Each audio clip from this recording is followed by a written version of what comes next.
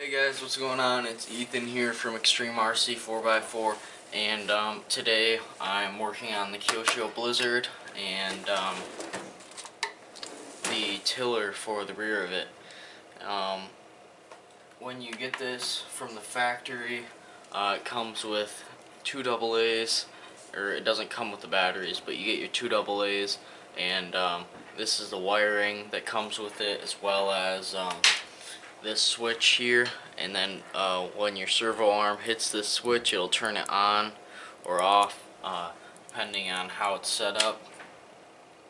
But I am right now completely rewiring it so that it will run off of 4 AA batteries instead of just 2 of them. Let's go ahead and take one of these batteries out so it can't get shocked while we're wiring it up. But I'm gonna rewire it up to this switch here, and then out the back I will rewire it out of a hole this time, because I can solder that plug on while I have all this wiring separate, as well as the 4 AA's. Gives this motor really the power that it needs. I'm not sure if it's going to burn out the motor after a while or not yet, but it will run on 4 AA's. I had it out running last night and it worked well, but I didn't have it wired up the same way.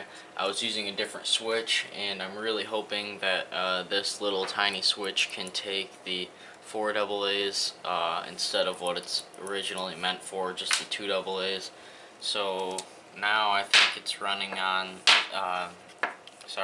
6 volts of power instead of the 3 volts that it was running on, and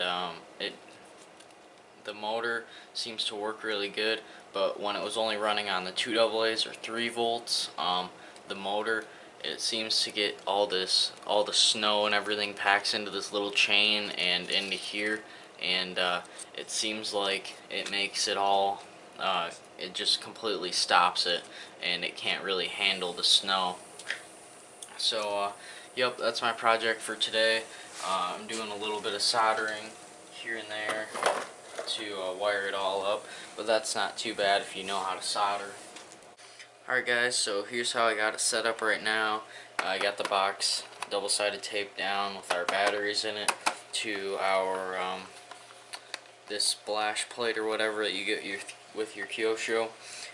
There's some extra wire in here so I can pull this battery holder out when I need to change batteries, and then it runs down here to the wire that's coiled up just in case I ever need extra, and then it runs down next to the servo and under this bar back here for the tiller lift, and then the negative right here splits off and goes onto our switch here, and when the switch is on, it'll send the negative power through this cord right here, which will eventually run out to our tiller, which will start now.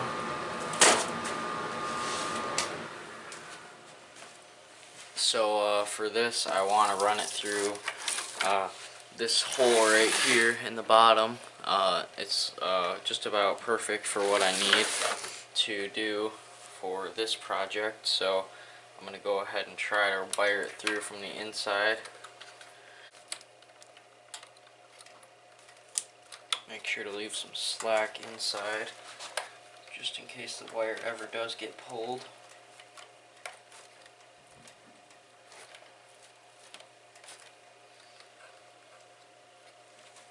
And now I got plenty of extra wire here for it. Go ahead and straighten it out. And now I'm going to do another coil back here just for our just for the tiller back here, since it does move up and down. What you're going to do is just hold the wire wherever you'd like it to start. I'm going to pull a little bit extra out, and then go ahead, take it like this, and you can start wrapping it around your screwdriver nice and tight. Be careful you don't pinch the wire. And just on the very end here, I'm just going to straighten it out so that it'll sit nice and straight, and then I can pull the extra through inside the machine. And then I got this nice wire coil here coming out of the machine. Looks very nice. And now I think I'm going to go ahead and reinstall the tiller just so I can get a good idea of how long I need to make everything, just so that it works out well.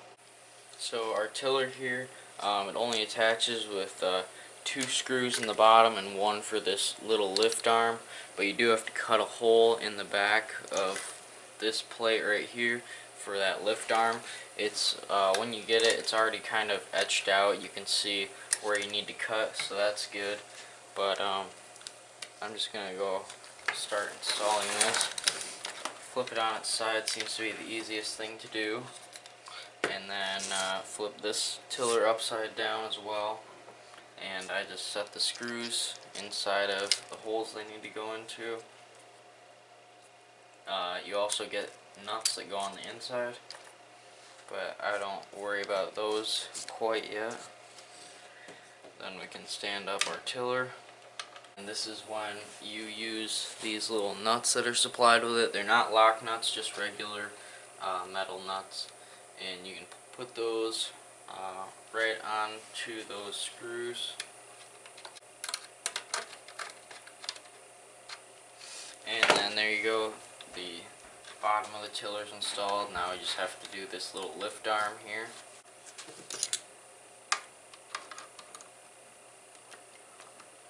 And then just leave that nice and loose so that it can move up and down freely. And now we can go ahead and set up our the rest of the cord here that has to go to the plug for the motor. I already have the plug here for it. And last time I wired it up, it was running backwards, so the tiller would spin this way and kind of throw the snow back towards it. And from the factory, it spins this way, which pushes the snow back behind it. So I'm hoping that it pushes it back behind it, because I think what happened is maybe this battery holder has the negative and positive mixed up. I'm not entirely sure about that yet though. So yeah, just gonna clip the wires. Let's say I'm gonna call it there. It's always better to have more wire when you're wiring up an entire wiring harness than too little wire, because it would be an awful pain to have to start back over again if you had too short of a piece, because with a longer piece you can always cut more off, but you can't always add more to the shorter piece without making more joints, which is not entirely what you want.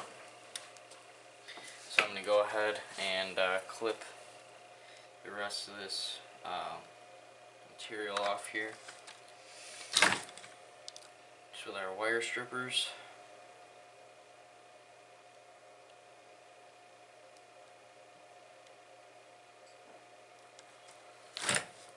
And I do really like this wire here.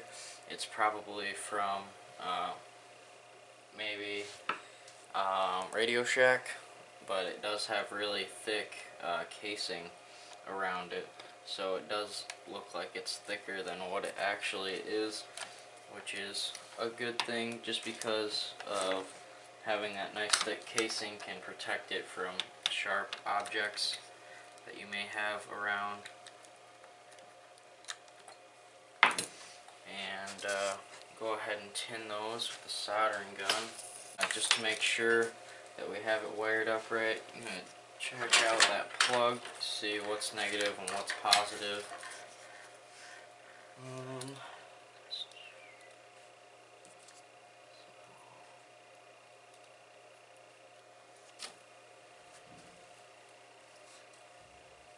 So this one here will be our positive on this plug, with this side up with this clip on here. It's kind of hard to tell because all these wires are the same color coming out of here.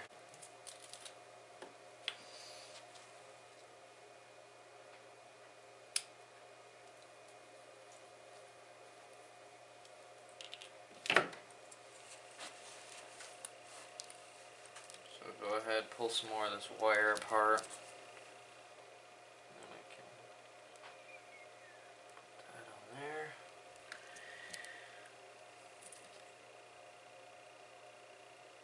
This on here.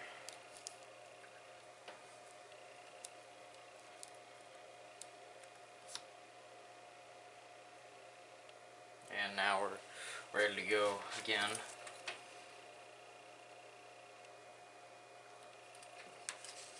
Give it a nice joint, make sure they're well together.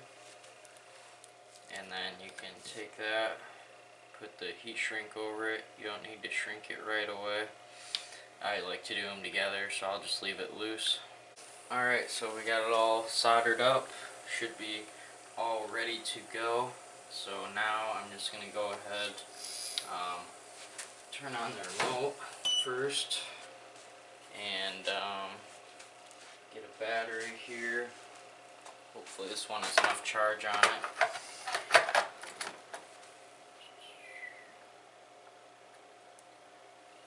And we can turn it on.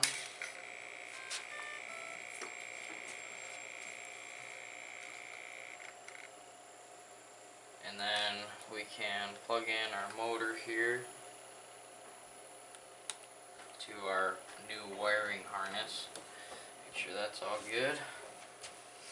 Alright, so add our last battery that we took out, so that didn't have any power. And let's go ahead and try it out.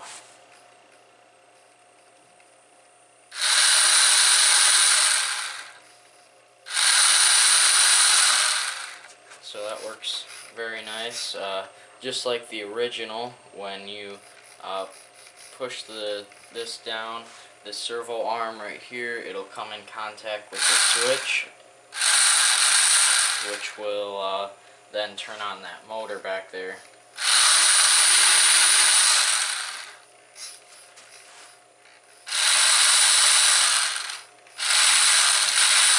So it's still going backwards, so now I know for sure that it's this battery box that's backwards.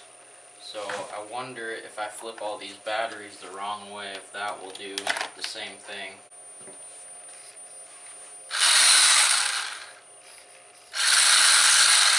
So yep, just turning all the batteries backwards did work.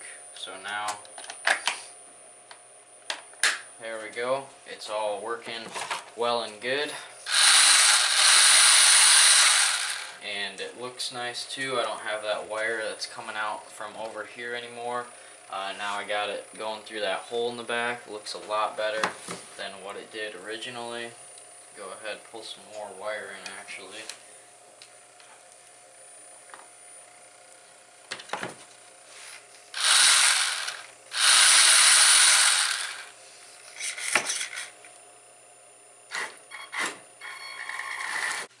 Alright guys, so what we've done today overall is just convert our 3-volt tiller to 6 volts by using a bigger battery holder. So now we have twice as much power from the AA's, and I've run mine through here just like this. This coil's getting kind of pulled apart, but anyways, it runs alongside the servo and then under it, back up to the switch here, and then out this little hole in the bottom here, if you can see right there, and then back out to our tiller, just like that.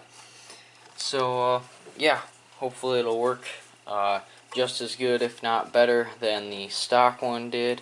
In fact, I know it does work better than the stock one. But thank you guys for watching. I hope you enjoyed this video. Please like, comment, and subscribe for more videos just like this, and I will see you guys in the next video.